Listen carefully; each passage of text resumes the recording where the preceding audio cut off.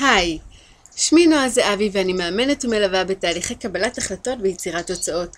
ברוכים הבאים לתובנה היומית, והפעם הנושא שלנו הוא איך פועל המוח.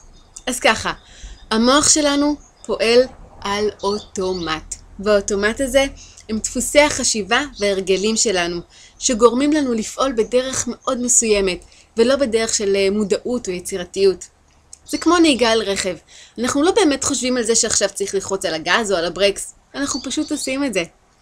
ומכיוון שאנחנו לא שמים לב להתנהלות שלנו, האוטומט הזה יכול לגרום לנו לשים לעצמנו רגליים.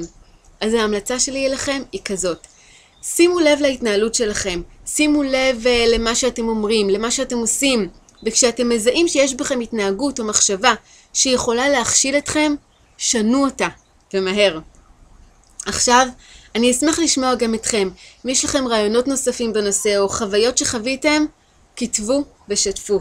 אם יש לכם שאלות, אני אשמח לענות עליהן. אתם יכולים לפנות אליי דרך האימייל, האתר או דרך הפייסבוק. אני מאחלת לכם המשך נפלא, ואנחנו נתראה בסרטון הבא. ביי.